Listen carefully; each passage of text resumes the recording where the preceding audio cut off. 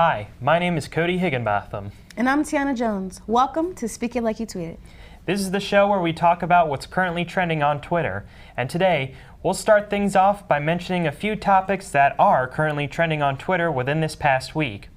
Lori Loughlin, former Full House star, is involved in the infamous college admissions scandal. Lori and her husband both pled not guilty to the charges, and Loughlin worries that the scandal will undermine Olivia Jade and Bella's accomplishments. Does she really think she's not guilty? I mean, it's pretty clear that from what she did, she is guilty of what she did. Honestly, I heard a rumor saying how she only did it because she wanted her daughter to have a better life, which doesn't really make any sense because she's an actor herself and seems to be doing pretty well, in my opinion. Yeah, people have different opinions, I guess. Honestly. But the Notre Dame Cathedral, one of the most iconic and oldest landmarks, burned down this past weekend.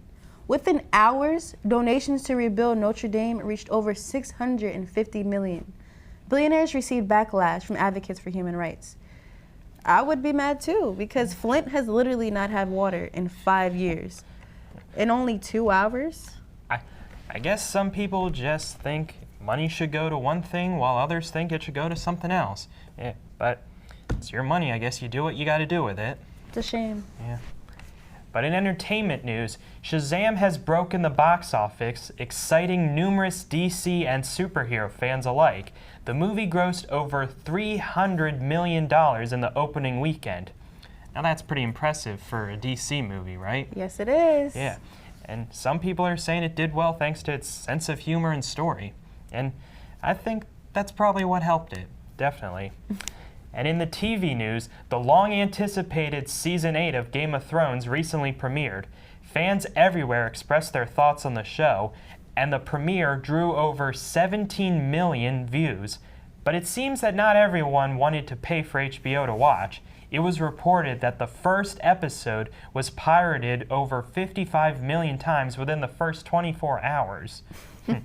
Well, I mean, if you don't want to pay for a TV show, I guess it kind of makes sense that you want to pirate it some way. If HBO wants to keep their customers, they might as well just roll over the prices. Yeah. It makes sense in my opinion. Yeah, you do what you got to do, I guess. But back in the movie industry, Avengers Endgame opens up within a few days, and Robert Downey Jr., who plays Iron Man, says that the final 8 minutes in the movie are the best within the entire Marvel films.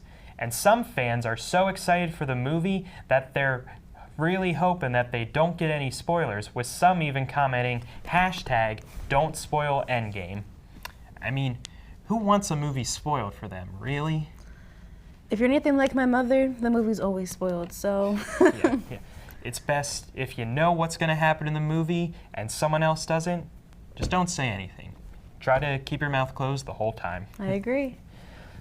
Well, when we come back, we'll have a few guests who know a lot about music and music festivals. Social life is a big part of the college experience, but there's a few things to remember before going out with the gang. Did you know that there's a safe way to party? Never take any open drinks with you. Always dispose of them in the proper receptacles. Next, always make sure your hand is located on the top of the cup. Always make sure to leave with your friends, and remember, leave all open drinks at the party. Now you know everything you need to have a great time. Hi, and welcome back to Speak It Like You Tweet It. We are now here with Charles McWilliams and Sam Brooks. So, how you guys doing today? Pretty good. Good, thank you. Great, well, glad you guys could be here. So one of the biggest trending topics in entertainment this past weekend was the music festival, Coachella. Guests ranging from celebrities, YouTube stars, and people all over expressed their feelings on the annual music festival. Sam, I understand that you've actually been to Coachella. Is that right? Yep, last year. So tell us, what was the experience and seeing all the artists and stuff? How was it? It was pretty cool. I've never left the East Coast really, so going to California in general was really cool. As far as the experience, it was awesome because when you see it on social media and everything, they kind of portray it from, the different, more of the celebrities' perspective. So you see just them, but when you're there, and we had the car camping, it was a community, so we met people, and it was just really cool overall. So they're known to have a particular style when they're there, like the bohemian style. Did you get really into the culture there? Not as much as other people. There's definitely, the people I met there, they're definitely in that theme. I was probably more of like, probably just brought New Jersey to California, honestly. I didn't really dress as Coachella-y as you would think, but. If you were to go back, would you try to get more into the environment? Yeah, probably. I guess I wasn't like as prepared, because even though I see it on social media, I wasn't like as prepared as to what I like really would be like when I was there. So I kind of toned it down a bit, but now like being there once and like if I were to go back, I'd probably dress more. Okay. And with you, is that like a Coachella Yes. bracelet? So when you order the tickets, then they send the mail like this little package, and it has your wristband, and you activate it on the app, and then it comes with like a map of like the whole entire venue and like things that you should bring, like essentials, do's and don'ts, what's permitted, what's not. Came with a puzzle too to do. So like Coachella's a really big festival. Which stage did you like get to like attend at the time? I was mostly at the Sahara and the main stage. So all the headliners, like when I saw Eminem and Beyonce and The Weeknd, they were at the main stage. But then on certain times, when other people were performing at different stages, like Post Malone and Black Bear, they were at the Sahara stage. So it was kind of all over. It was cool because there was like something going on for like everyone. Like no matter what your taste in music is, if you wanted to listen to rap, there was like a stage for that. If you wanted to do like more EDM, so it was pretty cool. But I was mainly at those two. So was it like set up across like right next to each other? You could just travel back and forth? No, it's actually a hike. Okay. So the Sahara stage was more near like our camping site, and then the main stage is like all the way across, and it's like a really big desert. Like there's so many different things. And then there's like just some like there are some stages I didn't even like know where they were. They're just like all across the entire desert area. That's interesting. Was there any like artist that like stood out to you the most that you saw?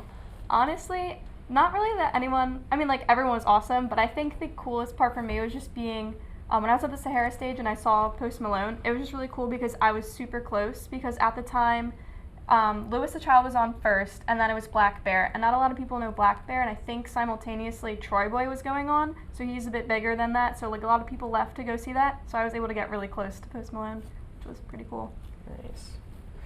So, Chaz, you are like a music festival enthusiast, I understand. Like, what's the kind of music that you enjoy?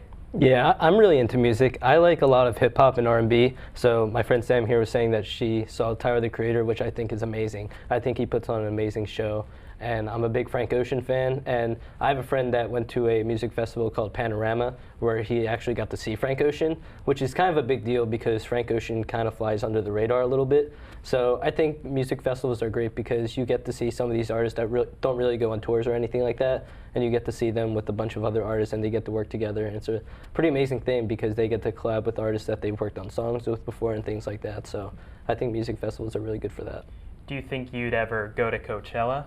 Oh yeah, absolutely. I think it's a great experience. I would go to any music festival, but Coachella is one of those big ones where they really get into it, like the fashion and everything like that.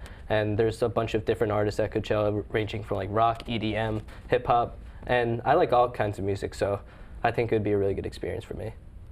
So have you been to any concerts recently?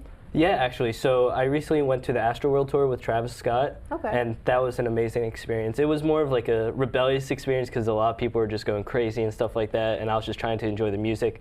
But I thought it was a pretty wild atmosphere. It made it pretty fun. And I also saw Travis a second time with Kendrick Lamar, and that was around almost 2 years ago.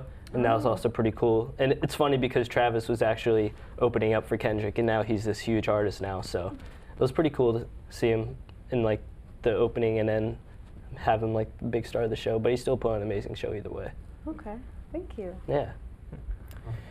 So, to you, is there like any particular artist that like they had a song that like spoke to you, maybe like that was just an influence, you know?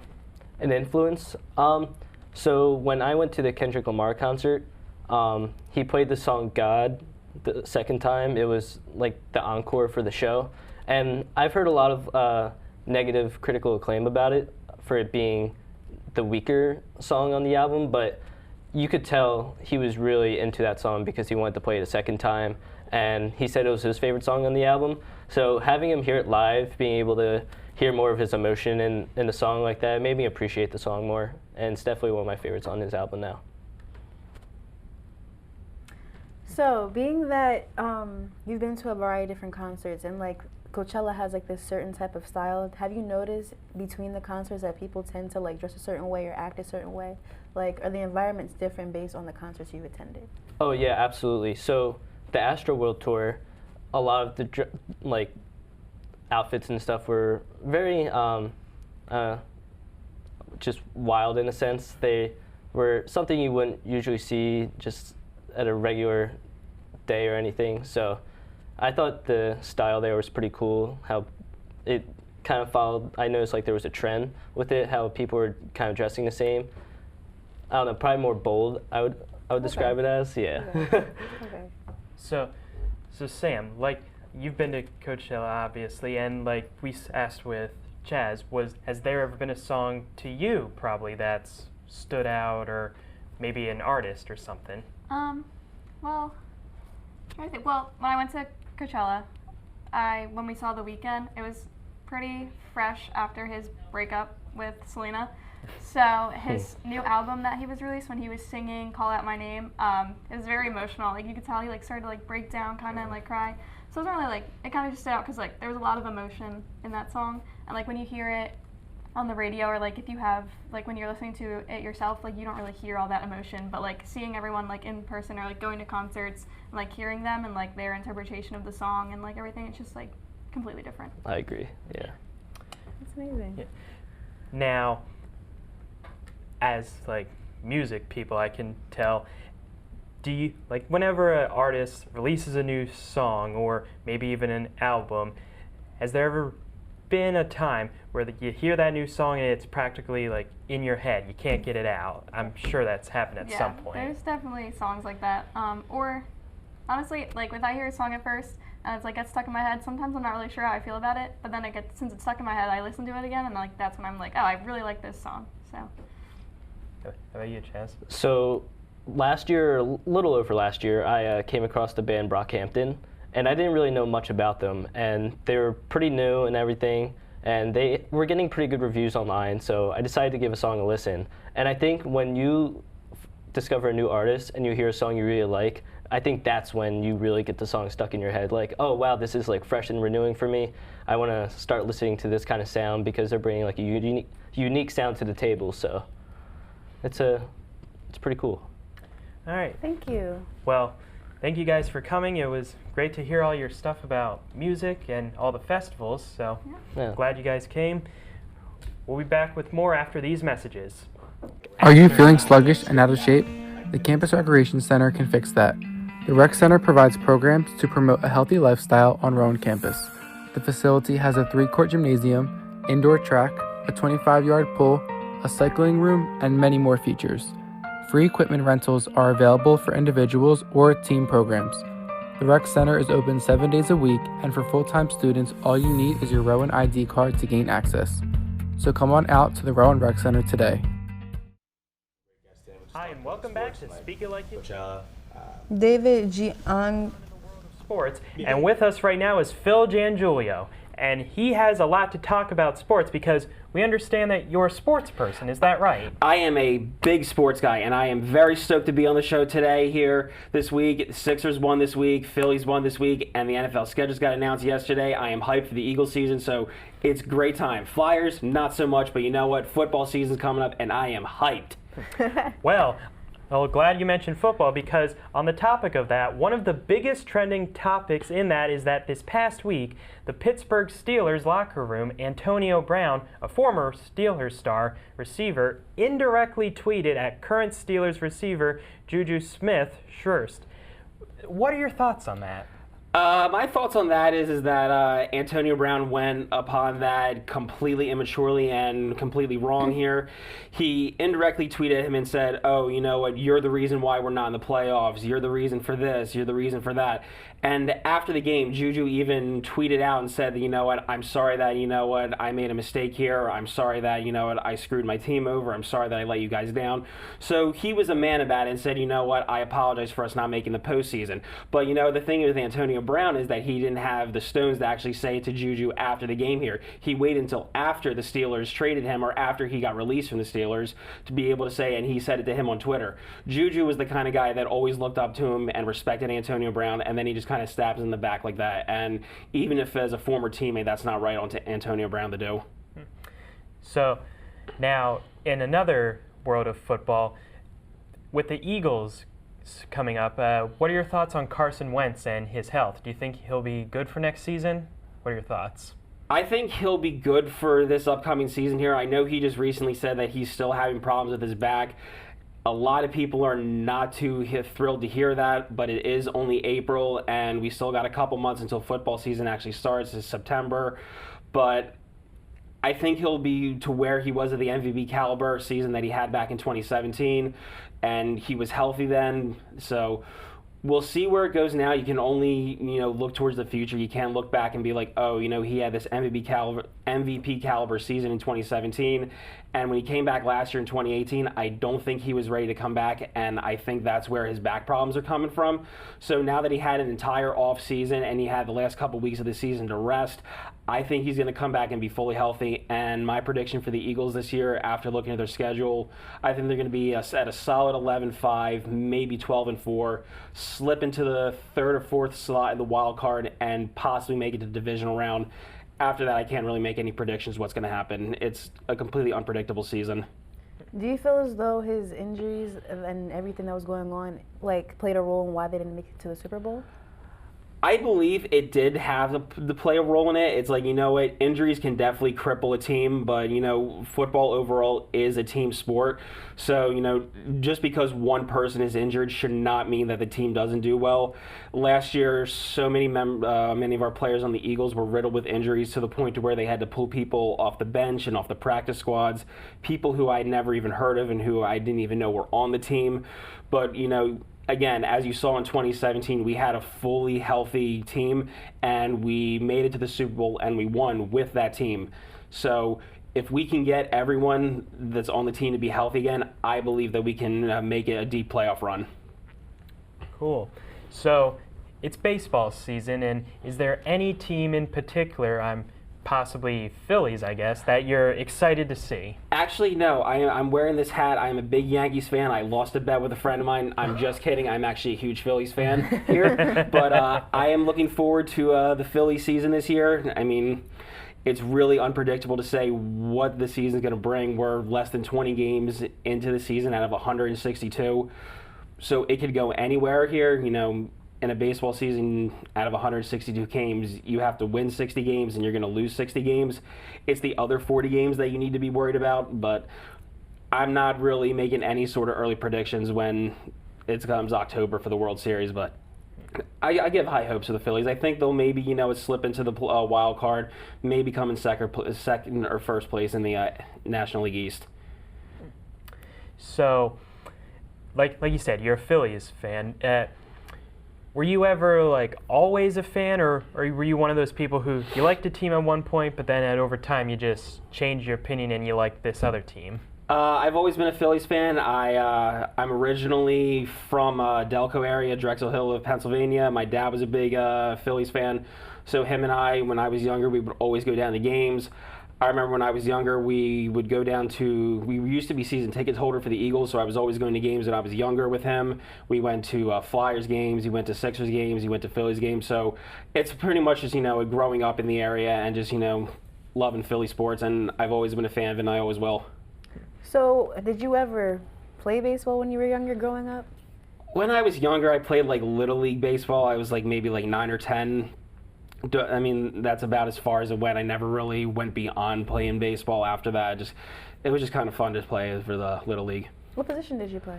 Oh, man, I can't remember exactly what position I played. I think I may have been second base, I believe. Again, it was almost 15 years ago, so I can't exactly remember. So, obviously a lot of teams have mascots and stuff, especially the Flyers now, they have that new Gritty? mascot. His name. What are your thoughts on that? Yeah, I think everyone at first was just kind of, when they saw Gritty, they were just kind of like, what is this? You know, what kind of a mascot is this here? But then, you know what, as time is going on, I'm like, you know what, I love Gritty.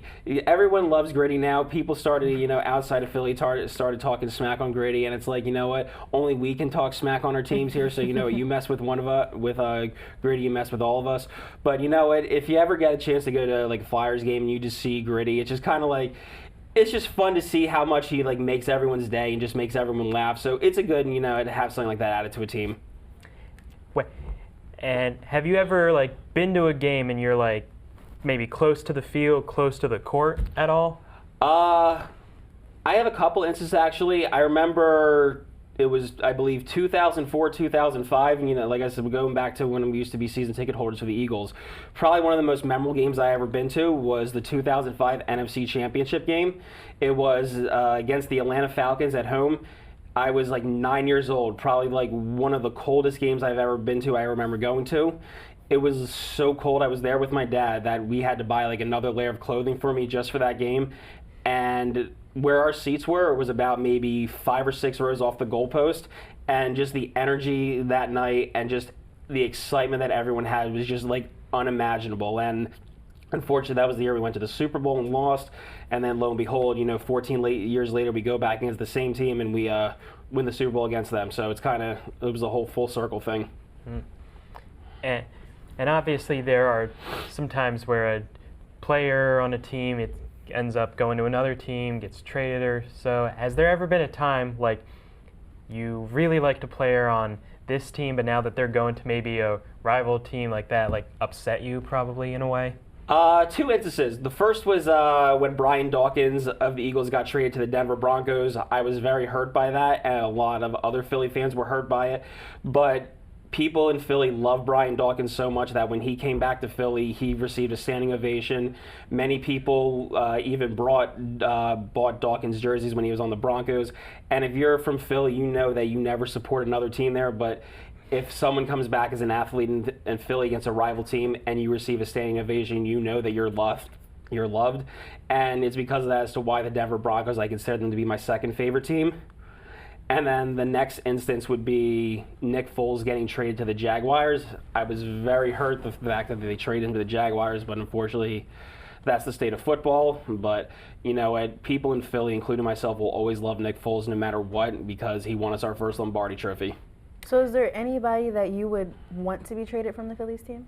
That I would want to get traded to the Phillies team? From the Phillies team. Or 2. You could ask her both. I'm not really sure if I can, that's a tough question here. I think it's just, you know, I like the team of what we have now and how stacked we are. We'll see what we get in the draft here, and I think that moving forward, we just got to, you know, again, we just got to continue moving forward with what we have here and a lot of the weapons that we have on our team and just trying to build around them, what we have. So who would you say is the strongest player on the team? Strongest player on the team, I would say, is, I'd say it'd probably be our tight end, Zach Ertz. Interesting. Why? Last year, I believe he broke the most receptions on a team last year, and I believe he got the most touchdowns last year. Trying to think here. I'm trying to think of other things of what Zach Ertz has done here.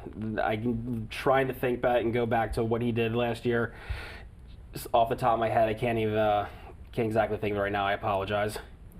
So, now, last question. Obviously, we started with the incident on Twitter. So, question is, do you think that it's like okay for like a sports person, like maybe football, baseball, to just say something rude on Twitter and like practically criticize someone like that, or do you think that's like a little out of line?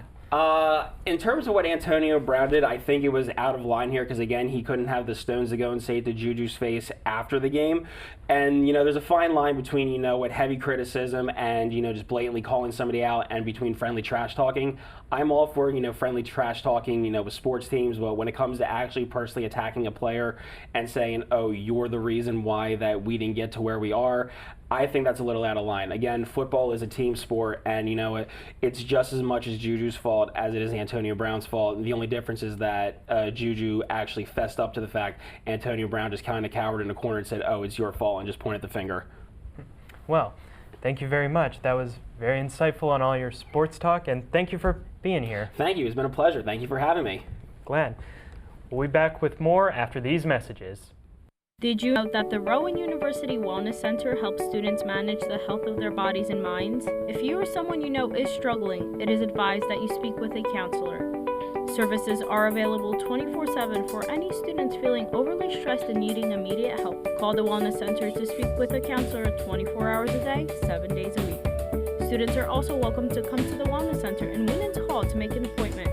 Whether you're having a bad day, week, or month, don't be afraid to stop by the Wellness Center and talk about it. Welcome back, and thanks for sticking with us. Now we're going to go to our friend Ryan Bassell out in the field, talking with some people about some of their favorite music and music festivals. Thanks, Cody. I'm Ryan Bassell here on the campus of Rowan University. It's music festival season. Let's see what some students have to say about that. Coachella, the most obvious one. Firefly. Electric Zoo, right? I know a lot of YouTubers that make a lot of money. They just went to Coachella 2019 and Kid Cudi performed there. That's exactly what I was thinking. Yeah. I know Ace family. I know a lot of people like spend a lot of time planning their outfits. And yeah. Yeah. I would definitely go. And then Yeah, I would try have it a better once. experience, but I would definitely go once because it seems like a lot of fun. I feel like if you're really into music, the music that's being played, then yeah, it's worth it. I know about Roots Picnic, Coachella. I heard about Coachella. I don't really know that much about it, and that's pretty much it for music festivals that I know about. What music festivals would you want to see and why? I probably want to see Roots Picnic, just because like I heard it's like just really good vibes, kind of, sort of, just really great time, having fun and everything like that. Coachella, I don't hear nothing about it. Usually I hear like a lot of people, like it being a huge group of people being there, so I probably would want to go see Coachella too. I just don't know who's performing and everything like that. I usually think of EDC because that's one that I've always wanted to go to. Tomorrowland, which is in Belgium, it's a week long, or like Coachella or something like that. It's like a very like chill environment, something that like a lot of people just go to have fun and kind of just get away from the world and stuff like that, and it seems like a really cool environment to be a part of. I would want to see something that you wouldn't normally be able to see, so not like, you know, Ariana Grande, stuff like that. I'd want to see like those cool like bands that you don't really see a lot of. So I don't know like one that specifically comes to mind, but something that like you would only see there. I know a couple. I mean, there's Coachella, there's like, I think it's called like May something, where like all the rock bands go out. There's like the festival that's in Philly, like the it's like in a huge park. I forgot what it's called. Me and my boyfriend were supposed to go, but I don't remember what it's called. The one in Philly, definitely. I'm like really trying to go there, only because some of the best artists are there, like J. Cole, City Girls, Bad Bunny. So yeah. Me, currently, no, I don't go to any music festivals, but I've seen a lot about them, and then they're really interesting. They gather a lot of people together, which is a really cool aspect, and you know, people, they go out, they have a good time. I feel like there's a weird clothing trend. They get just a whole new brand of clothing at these festivals. I don't know. It's interesting how they made a whole new world of clothing just for one event. Even if you don't like the music, I think it's a really cool and exciting environment. I would go to probably the Firefly Music Festival because it's around here. I don't want to travel all the way to California to hear that music. I bet you I can hear it around here. So I'd probably go to that one. And I'd probably wear a polo because, you know, I want to be different than everybody else.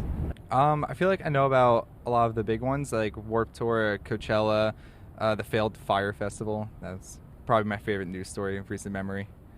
I've been to Warped Tour a few times. That's always been pretty fun, but I think I would like to go like Coachella or Burning Man. That's another good one, just because it seems like a really cool like life experience. Once again, I'm Ryan Bassell. That's all out here in the field, and back to you in the studio, Cody. Thanks, Ryan. That was awesome. Well, that's all for here with us at Speak It Like You Tweet It. I'm Cody. And I'm Tiana. Have a great day and stay awesome. So, this is on us because they're red.